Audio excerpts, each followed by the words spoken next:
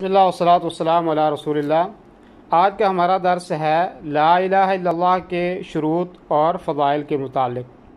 تو ایک شاعر کا کلام ہے جس کا میں اردو میں اس کا ترجمہ کر دیتا ہوں کہ علم و یقین اور اخلاص و سچائی، محبت و فرمانبرداری اور جذبہ قبول، یہ کلمہ توحید کے 7 شروط ہیں۔ اور 8ویں شرط یہ ہے کہ اللہ کے سوا جتنے بھی بت اور خود تراشیدہ صنم کی پرستش کی جاتی ہے ان سب کا آپ انکار کریں۔ تفصیل کے ساتھ کلمہ توحید کی ان شروط کا میں ذکر کر رہا ہوں۔ سب سے پہلی شرط یہ ہے اور جس کی وضاحت کی گئی ہے کہ اس کے معنی و مفہوم کی واقفیت حاصل کرنا، اس کے معنی کے اندر کیا چیز ہے اس کی مکمل واقفیت آدمی کو ہونی چاہیے۔ نمبر 2، کلمہ توحید جس معنی پر دلالت کرتا ہے اس کا یقین رکھنا اور اس میں شک نہ کرنا۔ نمبر 3، اخلاص کے ساتھ اس پر قائم رہنا۔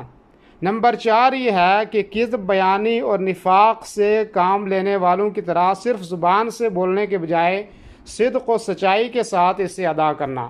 نمبر 5 یہ ہے کہ اللہ سبحانہ و تعالی اور توحید کے اس عظیم کلمہ اور اس کے مدلول و مفہوم سے محبت رکھنا اور اس پر قائم رہنے والوں سے محبت، دوستی اور اپنائیت کا رشتہ رکھنا۔ نمبر 6، کلمہ توحید کا پیرو ہونا، اس کے تقاضوں کو پورا کرنا اور اس کے حقوق کو بجا لانا۔ نمبر 7 یہ ہے کہ اس سے ایسے قبول کرنا کہ جس میں رد اور انکار کا شائبہ نہ ہو۔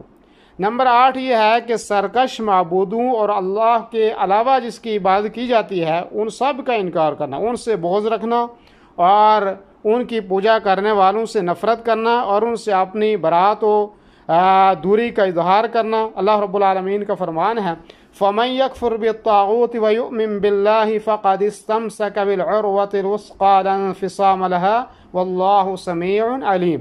سورہ البقرہ آیت نمبر 256۔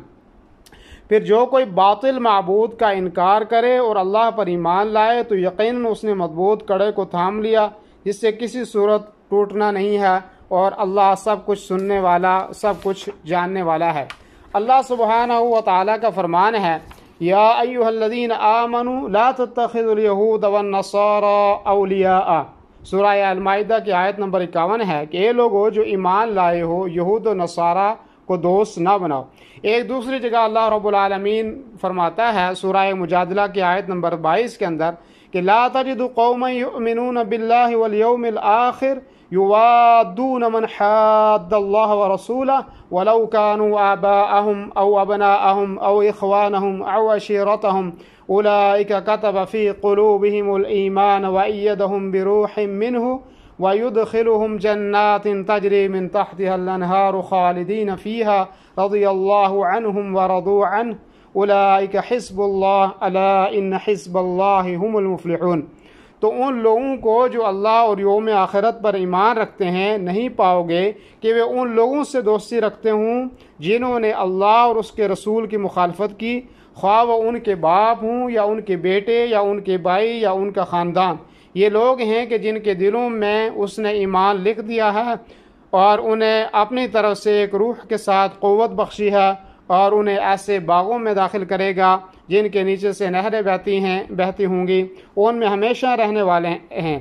اللہ ان سے راضی ہو گیا اور وہ اس سے راضی ہو گئے۔ یہ لوگ اللہ کی جماعت ہیں، یاد رکھو یقیناً اللہ کی جماعت ہی وہ لوگ ہیں جو کامیاب ہونے والے ہیں۔